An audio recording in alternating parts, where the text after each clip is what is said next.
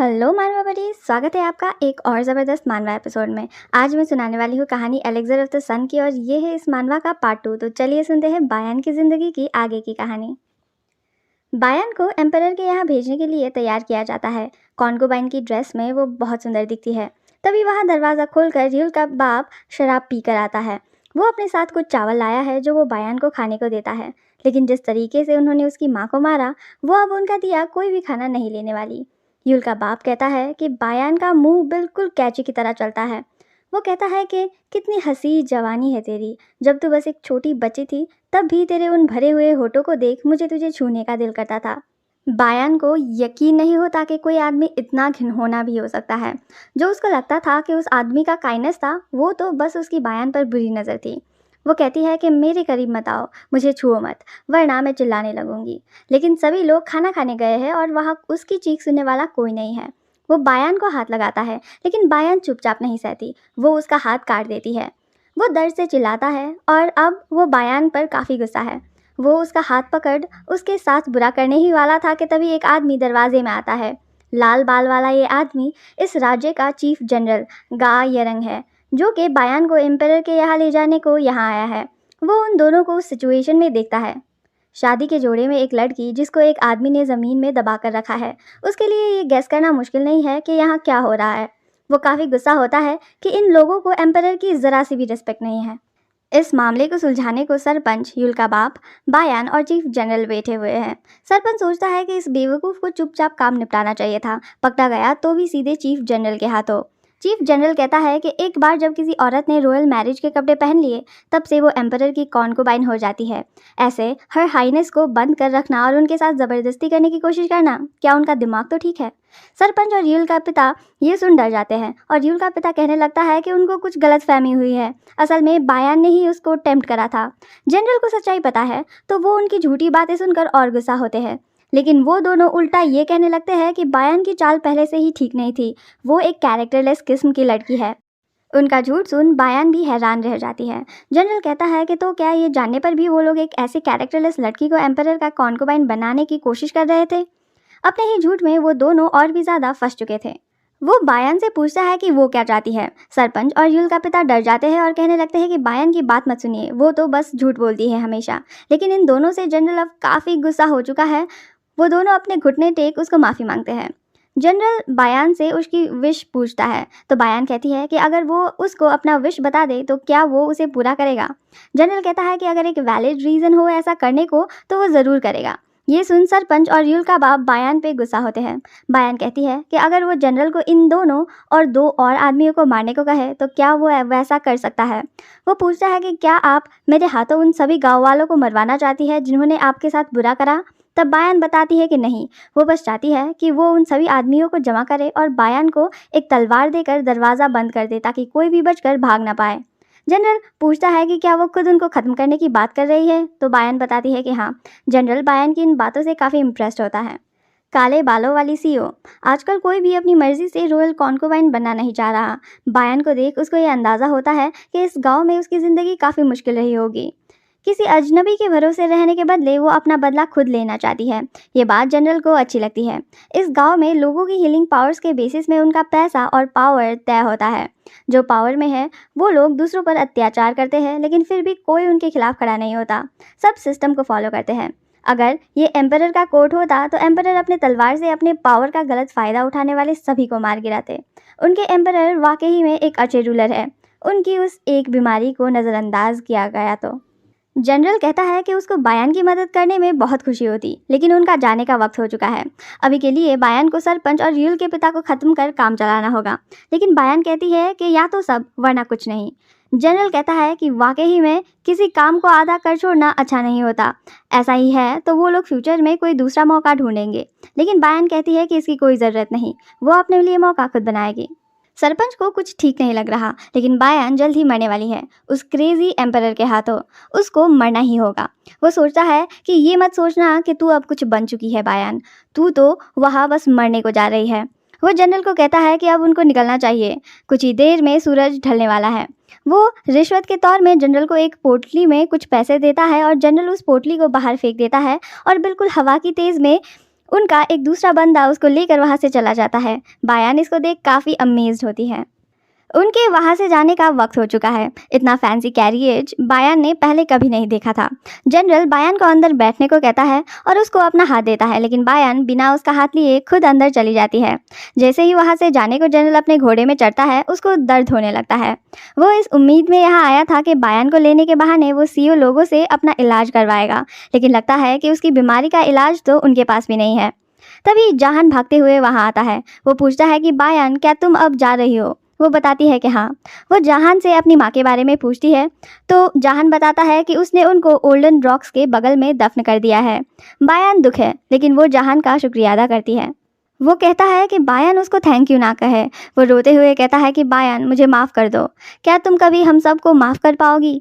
ये सवाल बायान को सोचने पर मजबूर कर देता है। वो सभी गांव वालों को देखती है। वो याद करती है उसके बचपन से लेकर उसकी माँ के मरने तक इन्होंने क्या क्या किया, और वो एक बहुत कोल्ड एक्सप्रेशन के साथ कहती है कि नहीं, मैं कभी भी तुम सबको माफ़ नहीं कर पाऊंगी। वो जहान की गाल को पिंच करती है और कहती है कि मैं तुमसे 1 साल बड़ी हूँ, तुमको मुझको अपनी उम्र के हिसाब से ट्रीट करना होगा। मुझे एक बार दीदी कहकर बुलाओ। जहान नहीं समझ पाता, लेकिन बायान जो कि जानती है कि वो सरपंच की बेटी है और जहान उसका भाई है, वो उसको खुद को दीदी बुलाने को कहती है। जहान ऐसा करने से मना कर देता है। वो कहती है कि आज उसका वहाँ आखिरी दिन है, तो क्या वो उसके लिए इतना भी नहीं कर सकता? वो लोग तो दिखते भी एक जैसे हैं। जायन उसकी बातों को समझ नहीं पाता। तभी जनरल कहता है कि उनके चलने का वक्त हो चुका है। जैसे ही उनका कैरियज वहाँ से जाने लगता है, जहान उस कैरियज के पीछे पीछे भागते हुए आता है। वो कहता है कि उसको जैसे भी कर जिंदा रहना होगा, भले ही वो उन पर बदला लेने को ही क्यों ना वापस आए। वो बस चाहता है कि बायान जिंदा रहे।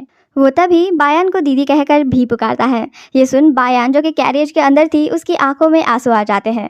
वो सोचती है कि वो सरवाइव करेगी और वापस इस गांव में आएगी, और जब वो दिन आए तो वो होप करती है कि जहान यहाँ ना हो। अच्छे से रहना मेरे छोटे भाई। वो लोग 5 दिन से उस जर्नी में हैं। बायन कहती है कि फाइनली उसको कैरियज में चलने की आदत हो रही है। पहले पहले तो कैरियज इतना ज़्यादा हिलता था कि उसको उल्टियाँ करने जैसा फील होता था। जनरल कहता है कि उसके लिए तो चीज़ें दिन ब दिन और भी ज़्यादा ख़राब हो रही है। वो पूछता है कि क्या वो लोग कुछ देर के लिए रेस्ट कर सकते हैं। बायन उसको अंदर कैरियज में आकर रेस्ट करने को कहती है, लेकिन जनरल ऐसा नहीं कर सकता, क्योंकि बायन जो कि अब एक रॉयल कॉन्कुबाइन है, वो एम्परर के अलावा किसी भी आदमी के साथ अकेले में नहीं बैठ सकती। जनरल की थकान उसकी कोई मेडिकल कंडीशन की वजह से है। बायन सोचती है कि इसको क्या बीमारी हो सकती है। वो दोनों बात कर ही रहे थे कि तभी जनरल को कुछ हो जाता है और वो वही अपने घोड़े पर बेहोश हो जाता है। बायन की चीख सुन जब बाकी गार्ड्स आकर जनरल को चेक करते हैं, तब वो पूरी तरह से होश खो बैठा था। बायन उनको जनरल को उसके कैरियज के अंदर लाने को कहती है। बेहोशी में भी जनरल बहुत दर्द में है। बायन को समझ नहीं आता कि वो आखिर क्या करे। उसे तो ये भी नहीं पता कि उसको आखिर दर्द कहाँ हो रहा है। जब वो वापस गांव में थे, तब जनरल ने उसके लिए स्टैंड लिया था। उसकी माँ के अलावा कभी कोई उसके लिए खड़ा नहीं हुआ था। वो जनरल की मदद करना चाहती है। वो सोचती है कि काश वो एक नॉर्मल सीईओ होती, वो उनका दर्द कम कर पाती और अपनी माँ को भी बचा पाती। कुछ ना कर पाना बायन को बहुत एंग्शियस करता है। वो अपनी माँ को याद करती है। वो सोचती है कि माँ, ऐसी वक्त में मुझे क्या करना चाहिए। तभी सूरज के किरणें जनरल के बालों में पड़ते हैं। वो चमक कर ब्राइट रेड दिखते हैं। इससे बायन को अपनी माँ की प्रोफेसी याद आती है, अपना नीला धागा लाल धागे वाले अजनबी को दो। अब जब बायन जनरल के बालों को देख रही है तो वो बिल्कुल लाल धागों की तरह दिखते हैं। उसको समझ आता है कि लाल धागा वाला अजनबी जनरल ही है, लेकिन नीला धागा क्या है? क्या वो यहाँ आसपास कहीं है? लेकिन माँ ने कहा था कि मुझे मेरा नीला धागा उसको देना होगा, यानी कि वो कुछ ऐसा है जो ऑलरेडी मेरे पास है। जब वो अपने हाथ को देखती है तब उसका नश उसको नीले धागे की तरह दिखता है। वो एक चाकू लेती है, क्योंकि ये उसकी माँ की लास्ट प्रोफेसी थी। उसको इसमें भरोसा करना ही होगा और वो सच में जनरल को बचाना चाहती है। वो अपनी उंगली काटती है और अपना खून जनरल को पिलाती है। जनरल को जो भी बीमारी थी वो काफ़ी पुरानी है, जो उसको बहुत दर्द देती है। गाना गांव के सीईओ भी उसको ठीक नहीं कर पाए। बेहोशी में भी उसको बहुत दर्द हो रहा है। वो सोच रहा है कि क्या हमेशा उसको इस दर्द के साथ जीना होगा, लेकिन जैसे ही बायन का खून वो पीता है, उसकी सारी दर्द अंदर से ही गायब होने लगती है। कुछ ही पल में उसको होश आता है और वो देखता है कि बायन एक चाकू लिए खुद की उंगली काट रही है। वो उठता है और बायन से पूछता है कि आखिर वो ये क्या कर रही है। उसको होश में आता देख बायन काफ़ी खुश होती है। जनरल उसको चाकू नीचे करने को कहता है, लेकिन वो कहती है कि उसको थोड़ा और पीना चाहिए। जब वो पूछता है कि क्या पीने की बात हो रही है, तब वो बताती है कि उसका खून। जनरल काफ़ी शॉक्ड होता है। आखिर क्यों वो बायान का खून पिएगा। बायान कहती है कि हील होने को। वो ऑलरेडी बायान का थोड़ा खून पी चुका है। जनरल को पता चलता है कि बायान अपने खून से दूसरों को हील करती है। उसका सारा दर्द भी बिल्कुल गायब हो चुका है। बायान काफ़ी खुश है। उसकी माँ का प्रोफेसी सही था। क्या सच में उसकी खून में हीलिंग पावर्स है। जनरल को बिल्कुल ठीक देख उसको यकीन होता है कि वो अब दूसरों को हील कर सकती है। लेकिन तभी उसको याद आती है वो घड़ी जब उसकी माँ उसके आंखों के सामने मर रही थी और वो कुछ नहीं कर पाई थी क्योंकि उसको अपनी शक्तियों के बारे में नहीं पता था। अब वो एक लौता इंसान जिसको वो बचाना चाहती थी वो मर चुका है। बायान काफ़ी दुख है लेकिन वो मुस्कुराते हुए जनरल को थोड़ा और खून पीने को कहती है। जनरल जब देखता है तब बायान की आंखें आंसू से भरे हुए हैं। वो खुश होने का नाटक नहीं कर पाती और अपनी माँ को याद कर बहुत ज़्यादा रोती है। काश उसको ये सब पहले पता होता तो वो अपनी माँ को भी बचा सकती। जनरल समझ पाता है कि बायान ने ज़िंदगी में काफ़ी ज़्यादा दुख झेला है। अब जनरल का शरीर तो ठीक है लेकिन उसका दिल दर्द कर रहा है। बायान का वो हार्ट ब्रोकन चेहरा। वो बायान के आंसू पोंछना चाहता था। वो उसको सीने से लगाकर कंसोल करना चाहता था। ऐसा सोचते ही वो खुद को रोक लेता है। बायान उनके एम्परर की कॉन्कुबाइन है। वो उसको अपना दिल नहीं दे सकता, स्पेशली जब उसको पता है कि बायान अब जल्द ही मरने वाली है। वो लोग एक जगह में रुक लंच कर रहे हैं। तभी दो गार्ड्स जनरल का खाना लेकर वहाँ आते हैं। लगता है वो उससे कुछ कहना चाहते हैं। उनमें से एक दूसरे वाले को कुछ नहीं कहने को बोल रहा है लेकिन वो दूसरा बंदा उस गार्ड को डांटता है और कहता है कि बस पूछने में क्या चाहता है। वो बताता है कि उस छोटे गार्ड के पैर में एक बहुत बुरा घाव है वार की वजह से। ये घाव ठीक नहीं होता। वो बहुत सारे डॉक्टर्स के पास गया लेकिन उन्होंने कहा कि उसका पैर काटने के अलावा दूसरा कोई रास्ता नहीं है। उन्होंने सुना था कि हाइनेस ने जनरल का बहुत पुराना कंडीशन बहुत जल्द ही ठीक कर दिया। क्या वो उनको इस लड़के की मदद करने को पूछ सकते हैं। जनरल ऐसा करने से इनकार कर देता है लेकिन वो बस चाहते हैं कि जनरल एक बारी बायान से पूछ ले। तभी कैरियज की खिड़की से बायान एक ग्लास उनको देती है। वो बंदा बायान को थैंक यू कहता है लेकिन जब वो दूसरा बंदा उसके अंदर खून देखता है तो वो उसको पीने को हेजिटेट करता है। वो बड़ा वाला बंदा कहता है कि उसके पास और कोई चारा नहीं है। अगर उसको अपना पैर नहीं खोना तो उसको ये पीना ही होगा और अगर वो ये नहीं पिएगा तो वो खुद खुशी खुशी उसको पी लेगा। आखिर उसके कंधे भी बहुत दर्द करते हैं और उसको रात को सोने में प्रॉब्लम होती है। वो ज़बरदस्ती बायान का खून उस छोटे गार्ड को पिलाता है और वो पीते ही उसको अच्छा महसूस होता है। जब वो अपने पैर के घाव को देखता है तो वो उसकी आंखों के सामने कुछ ही पल में ठीक हो जाता है और दर्द करना भी बंद हो जाता है। उसका दोस्त ये देख बहुत खुश होता है और फिर से कैरियज की तरफ देख बायान का शुक्रिया अदा करता है। तभी बायान खिड़की से एक और भी कप उनको देती है क्योंकि उसने उस बड़े वाले गार्ड को अपने कंधों के दर्द के बारे में बात करते हुए सुन लिया था। उसने बस एक ही बार ही इस बात को मेंशन करा था लेकिन फिर भी बायान ने खुद को काट कर उसके लिए ये खून दिया। वो बहुत खुश होता है और उसको पीता है। ये गार्ड्स कोई मामूली गार्ड नहीं है बल्कि एम्परर के स्पेशल एलाइट नाइट्स है जो एम्परर की और कम्प्लीटली फेथफुल है और उनको ज़्यादा से ज़्यादा पैसे भी खरीद नहीं पाते। ये सोल्जर्स हैं ब्लैक रेट्स जिनको खुद एम्परर ने ट्रेन करा है। कुछ ही पल में और भी ज़्यादा ब्लैक रेट्स के नाइट्स अपनी बीमारियां ठीक करने को लाइन लग जाते हैं और जनरल इस बात को देख खुश नहीं है क्योंकि अगर ऐसा ही चलता जाए तो उनके राज हवेली पहुंचने से पहले ही ये सब बायान का सारा खून खत्म कर देंगे। लेकिन बायान ने खुद उनको कहा होता है कि वो सारे बीमार लोगों को उसके पास लेकर आए। ब्लैक रेट्स के सभी सिपाही अनाथ हैं और वो एक दूसरे को भाई मानते हैं। वो बड़ा बंदा खुश है कि एक एक कर सभी ठीक हो रहे हैं लेकिन उसको बुरा भी लग रहा है कि बायान उनके लिए इतना सब कुछ कर रही है तब भी जब वो उनसे वापस कुछ नहीं चाहती है। जनरल बायान को जाकर कहता है कि उसको सबका इलाज करने की ज़रूरत नहीं है, वो थक चुकी होगी। लेकिन बायान खुश है कि वो फाइनली कुछ कर सकती है। आखिर उसकी पूरी ज़िंदगी वो खुद को वर्थलेस मानती थी कि वो दूसरे सीईओ की तरह लोगों को हील नहीं कर सकती। शाम को वो सब एक जगह में कैंप करने वाले हैं। ब्लैक रेट्स काफ़ी ध्यान से डिफेंस प्लान बना रहे हैं। ऐसा पहली बार है कि वो लोग जो एम्परर के दुश्मनों और बुरे नोबल्स को मारने का काम करते हैं वो किसी को प्रोटेक्ट करने को इतना मोटिवेटेड है। पहले तो ये सब इस ट्रिप को लेकर बिल्कुल सीरियस नहीं थे लेकिन एक ही दिन में उन सब का एटीट्यूड पूरी तरह से बदल गया और इसकी वजह है गिल्ट। पहले तो सब बायान का हीलिंग पोशन पाने को लाइन लग गए लेकिन जब उनको पता चला कि वो असल में खुद का खून निकाल कर उनको दे रही है तो सब होश में आ गए। कल वो सब राजमहल पहुंच जाएंगे और ये सब खत्म हो जाएगा और बायान के साथ उसका वक्त भी। जनरल होप करता है कि कल जल्द ही आए लेकिन वो सो नहीं पा रहा। जब वो तारों को देखता है तब वो तक उसको बायान की आंखों का याद दिलाते हैं। हम देख पाते हैं कि उसको बायान को लेकर फीलिंग्स स्टार्ट हो चुके हैं। वो सब सोच ही रहा था कि तभी कैरियज का दरवाजा खुलता है और लड़खड़ाते हुए बायान वहां से बाहर निकलती है। सभी ब्लैक रेट्स भी ये देख कुछ समझ नहीं पाते। रात के इस वक्त आखिर वो क्यों उठी। उसने जूते भी नहीं पहना है। वो कुछ कह रही है जो वो अच्छे से समझ नहीं पाते। जब वो उससे बात करने की कोशिश करते हैं तब भी ऐसा लगता है कि वो उनको सुन नहीं पा रही। जनरल बाकी सबको चुप रहकर उसको छोड़ देने को कहता है। वो सब बस बायान की सेफ्टी के लिए उसको घेरते हैं लेकिन उसके पास नहीं जाते। नंगे पैर लिए बायान भरी सांसें लेते हुए चलती है और आसमान की तरफ अपने दोनों हाथ उठाकर कहती है कि मैं अपना सारा खून दूंगी, तो प्लीज़ मुझे मेरी माँ वापस कर दो, प्लीज़ उनको वापस कर दो। वहाँ के सभी गार्ड से सुन बहुत शॉक्ड हैं कि उसके अंदर कितना दुख भरा है।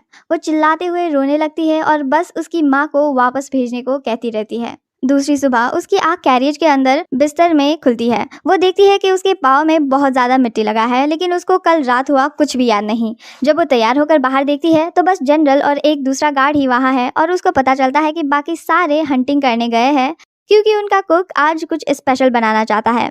कुछ देर बाद सभी सोल्जर्स बहुत सारे खरगोश पकड़कर वापस आते हैं, जिसको देख बायन काफ़ी सरप्राइज होती है। वो काफ़ी मेहनत कर उसके लिए एक बहुत खूबसूरत फूल का गुच्छा भी लाए हैं, जिसको पाकर बायन बहुत खुश होती है। कल रात जो भी हुआ उसके बाद कोई भी सो नहीं पाया। वो लोग फैसला करते हैं कि अब कोई भी बायन को उनको ठीक करने को नहीं कहेगा और उसकी शक्तियों को वो सब एक सीक्रेट रखेंगे। खुद की खून से दूसरों को ठीक करना मतलब खुद को चोट पहुंचाकर दूसरों के घाव भरना।